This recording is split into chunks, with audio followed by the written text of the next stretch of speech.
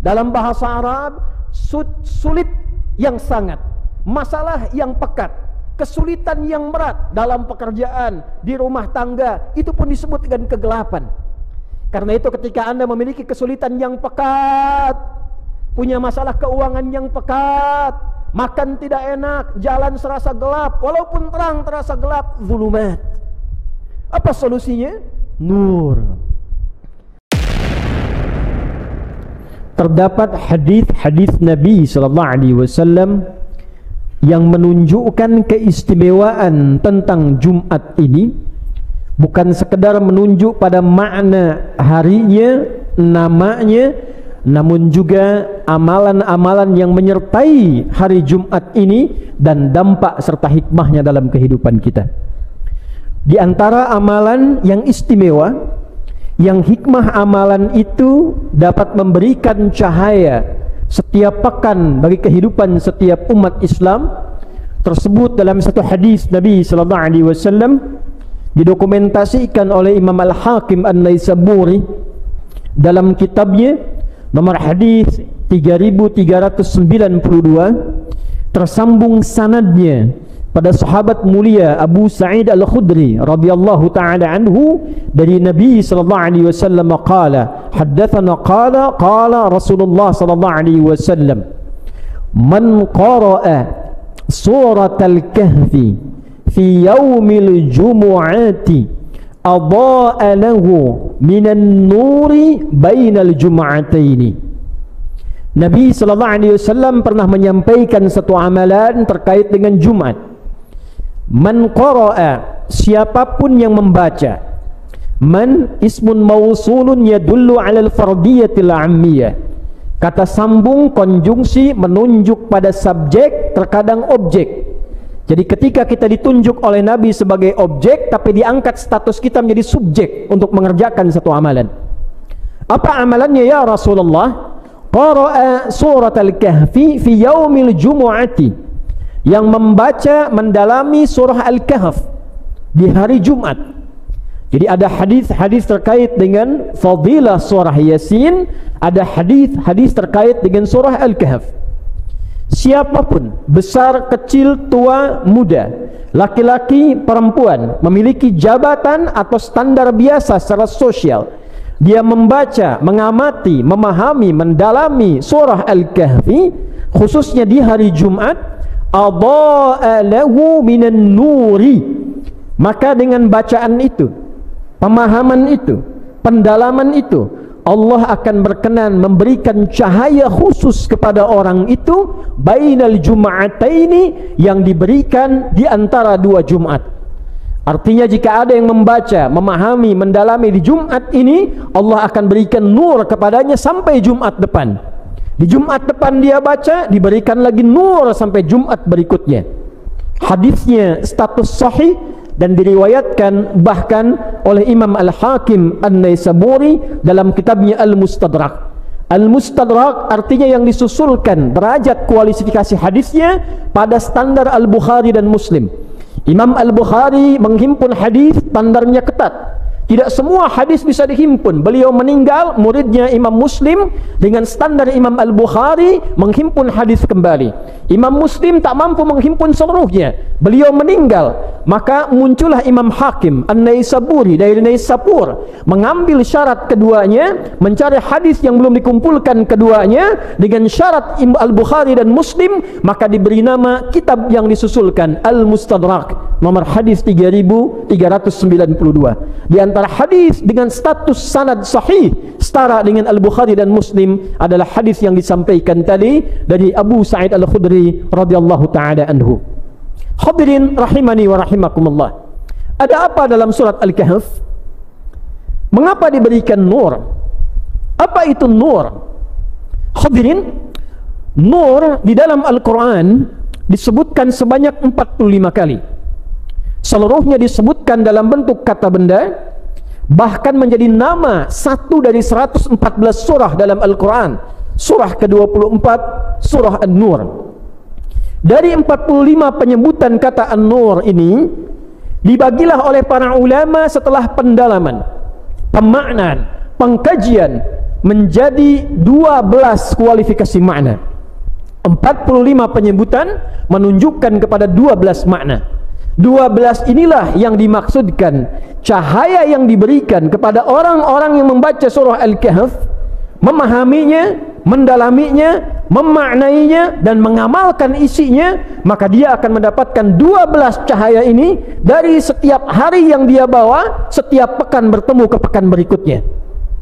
Apakah 12 cahaya ini? Durasi khutbah yang sangat singkat ini kita ambil 1 atau 2 cahaya dari 12 yang dimaksudkan. Hadirin rahimani wa rahimakumullah. Kata nur bila disebutkan dalam Al-Quran, maka kata para ulama termasuk sanadnya tersambung pada sahabat mulia turjumanul Quran, pakar Al-Quran yang langsung didoakan oleh Nabi SAW, yang bahkan anak pamannya yaitu Abbas bin Abdul Muttalib radhiyallahu taala anhuma, maka beliau memiliki anak bungsu bernama Abdullah, dikenal dengan Abdullah bin Abbas radhiyallahu taala anhuma, punya kediaman di balik pintu yang sangat indah untuk memasuki tawaf di samping Bukit Safa. Pintu inilah yang menjadi pintu sunnah saat kita akan memulai tawaf. Hadirin rahimani wa rahimakumullah.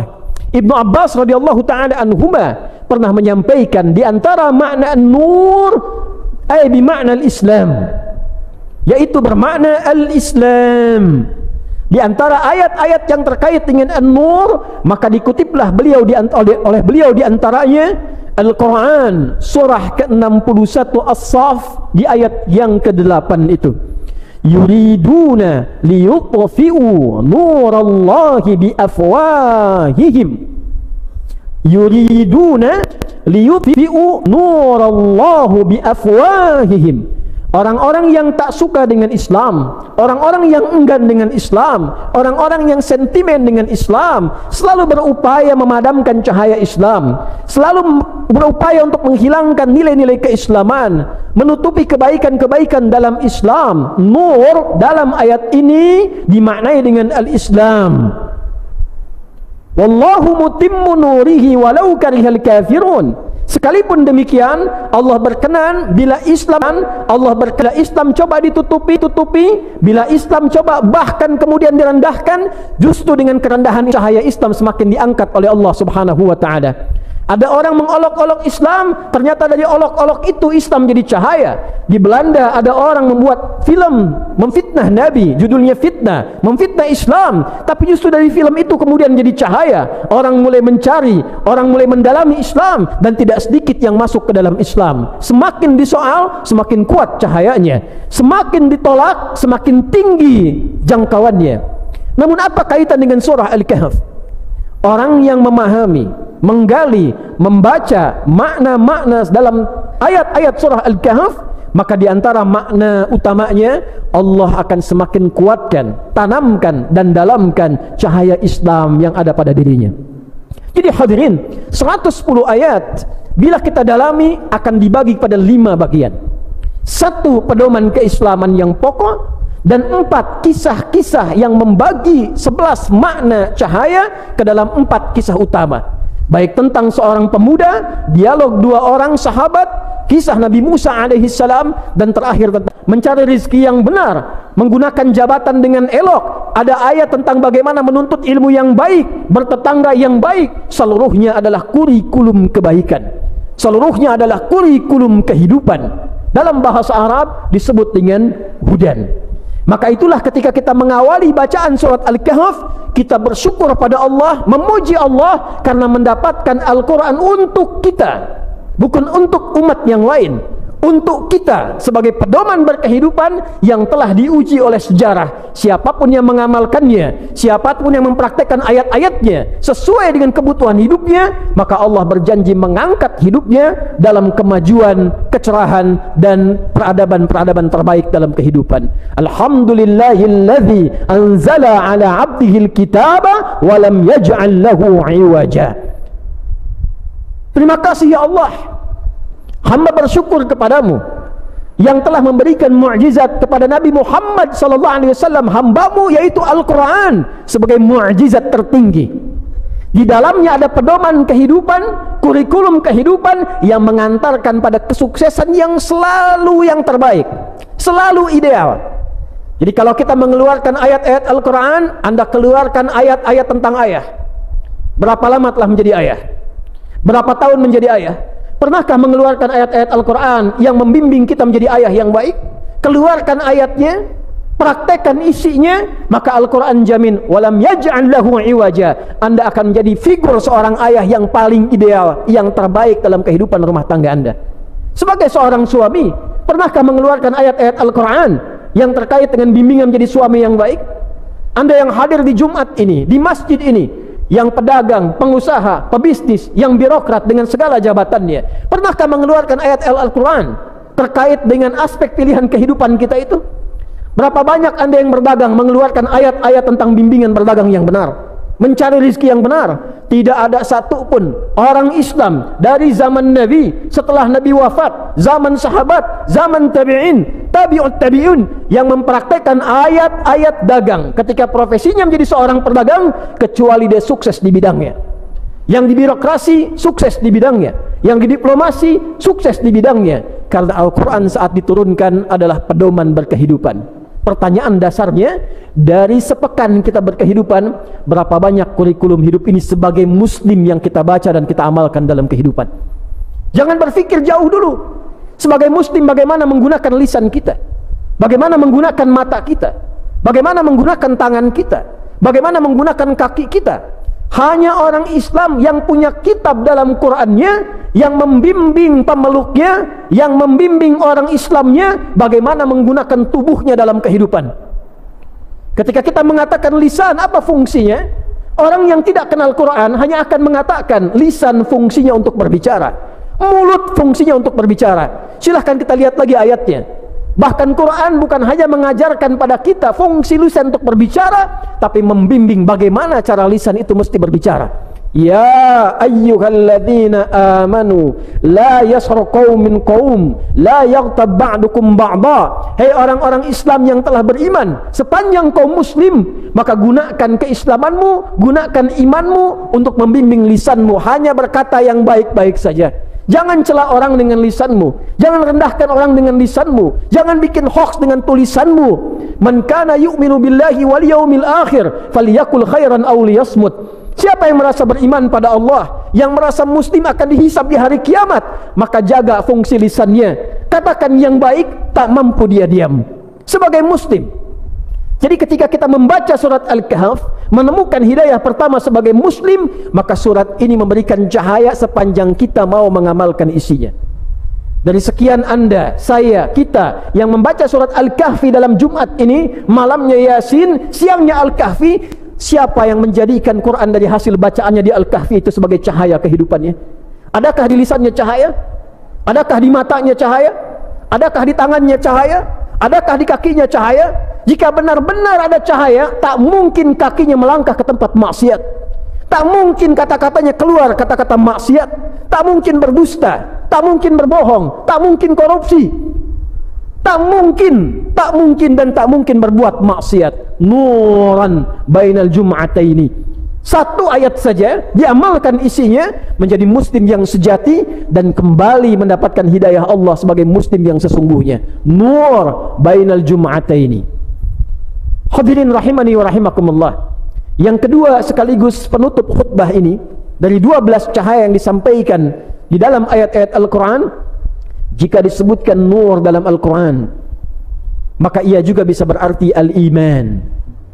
Yang pertama al-Islam, yang kedua al-iman. Lalu para ulama mengutip contoh Al-Baqarah ayat 257, ketika Allah subhanahu wa ta'ala berfirman, Allahu waliyul ladzina amanu yukhrijuhum minadh-dhulumati ilan nur walladzina kafaru awliya'uhumut taghut yukhrijunahum minan nuri iladh-dhulumat ulaika ashabun nari hum fiha khalidun.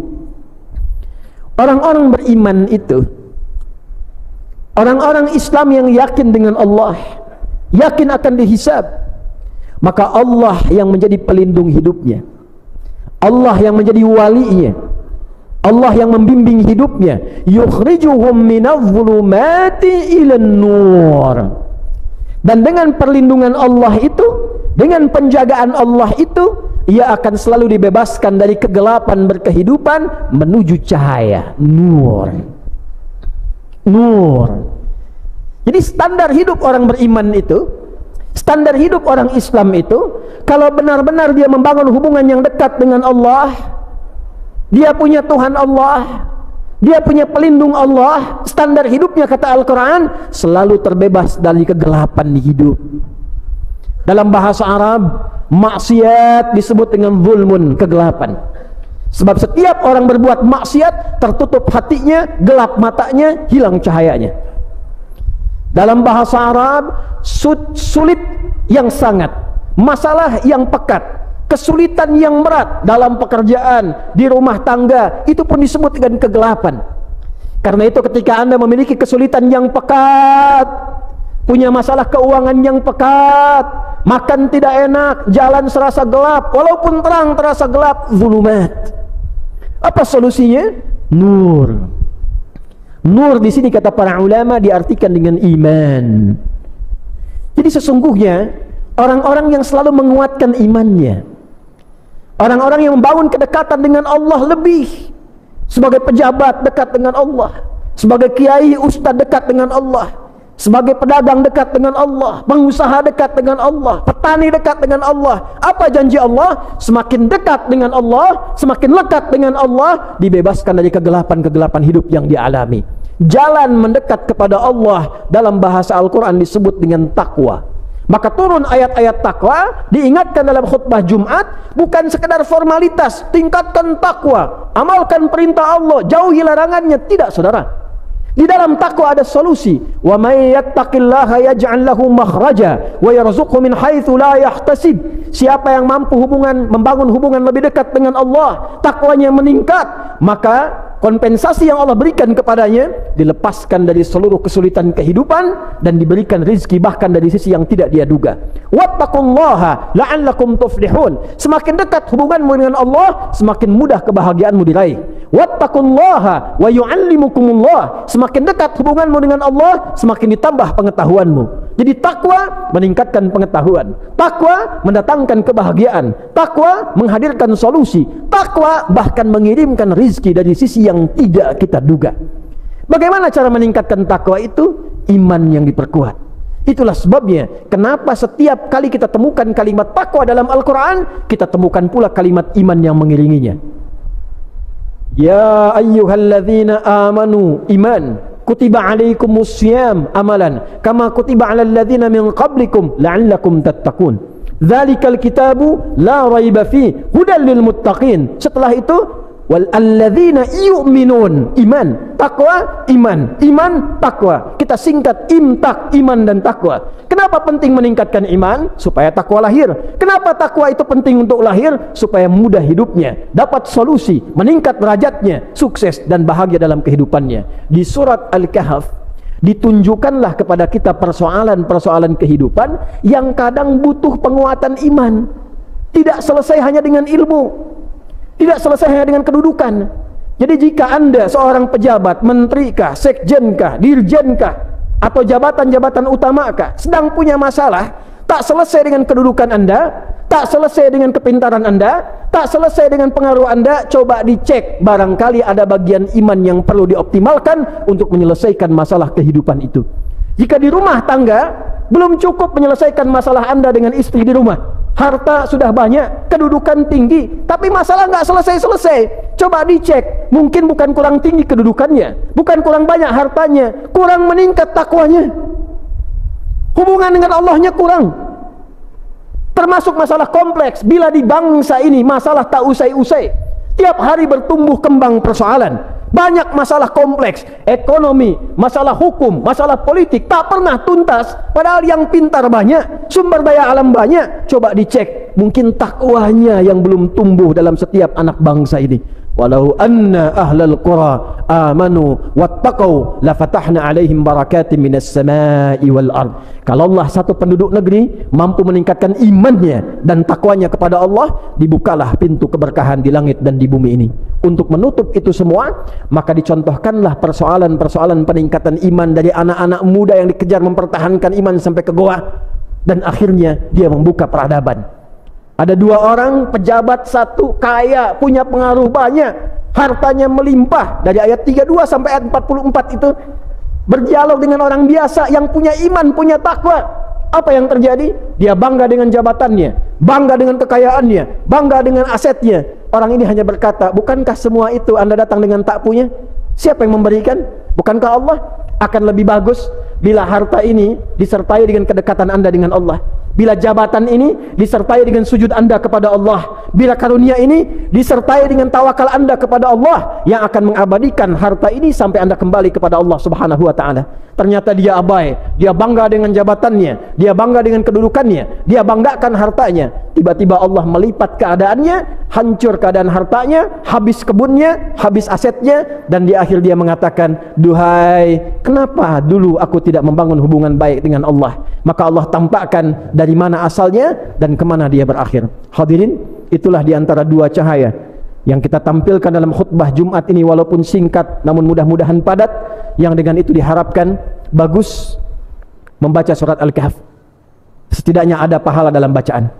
Tapi lebih bagus pahami setiap ayatnya, pahami setiap kisahnya, dan praktekkan dalam kehidupan kita supaya kita mendapatkan bimbingan dalam setiap pekan Jumat ke Jumat dan menjadi muslim yang sejati apapun status kehidupan yang kita bawa. Mudah-mudahan yang pertama, kita menjadi orang Islam yang baik, Islam yang sejati, mempraktekkan keislaman seutuhnya. Dan yang kedua, dengan status muslim itu, mari bangun hubungan kepada Allah dengan cara yang lebih baik, yang dengan itu mudah-mudahan kita dikembalikan pada keadaan yang terbaik, diberikan solusi dalam kehidupan, dan dimudahkan untuk mencapai harapan kemuliaan yang kita dambakan. Barakallahu li wa lakum fil Qur'anil azim wa nafa'ani wa iyyakum bima fihi minal ayati wa dzikril hakim wa taqabbala minni wa minkum tilawatahu innahu huwas samiul alim. Ud'ullaha yastajib lana wa lakum jami'an. Hadirin, menutup khutbah ini mari kita berdoa dengan kekhusyuan hati kita.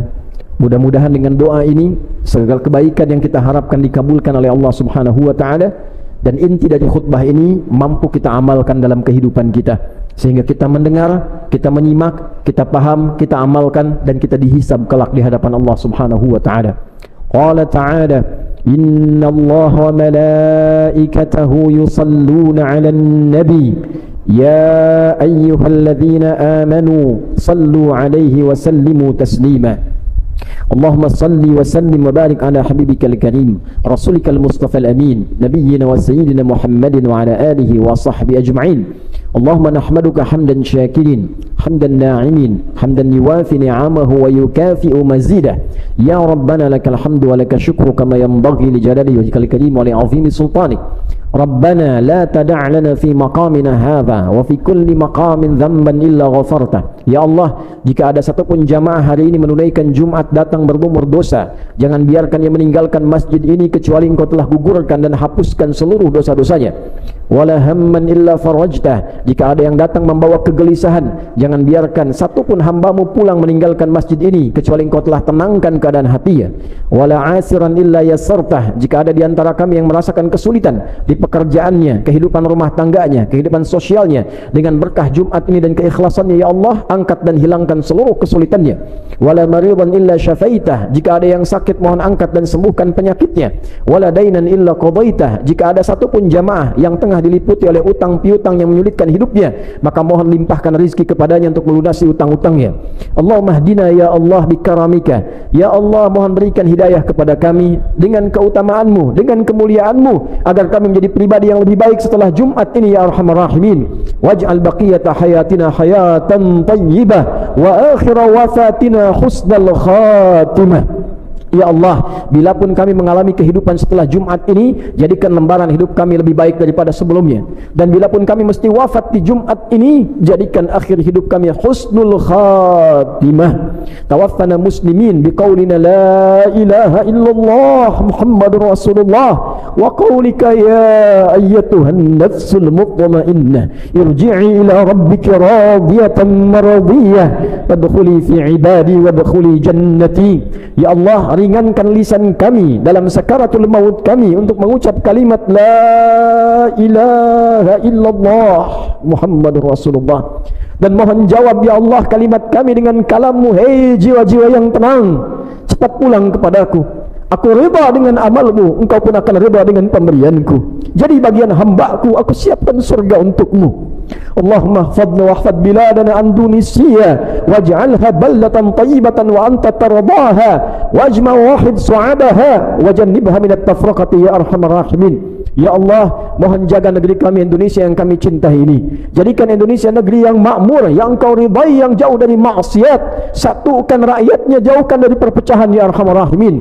Wahdi umara'aha wa wuzara'aha wa kullu man fiha minal mas'uliyah ya Allah liyahtadu ila ridaq liyakhaffifu hisabahum yaumal qiyamah. Ya Allah, berikan hidayah kepada para pemimpin bangsa ini di setiap level kepemimpinan, yang tinggi sampai dengan yang rendah, para pemimpinnya, para menterinya, para seluruh orang-orang yang diberikan amanah kepada mereka. Berikan hidayah untuk memberikan kebijakan yang adil, yang akan meringankan hisab mereka di hari kiamat ya arhamar rahimin. Allahumma hfadh ulama'aha waj'alhum mukhlasin lakad-din. Ya Allah, mohon jaga para ulama kami, sehatkan mereka dan berikan hidayah pada mereka untuk berdakwah dengan ikhlas, menyatukan umat, menjauhkan dari perpecahan. Allahumma ya khairan nasirin, Allahumma ansur ikhwatana fi Palestin, fi Gaza. Allahumma ya Allah khaffif hisabana yawmal qiyamati an da'fina fi nusrati ikhwanina fi Gaza. Ya Allah, anugerahkan pertolonganmu ya Allah darimu saja kepada saudara-saudari kami di Palestina, di Gaza khususnya ya arhamar rahimin. Dan mohon ringankan hisab kami di hari kiamat karena kelemahan kami ya Allah dalam membantu saudara-saudari kami di Palestina.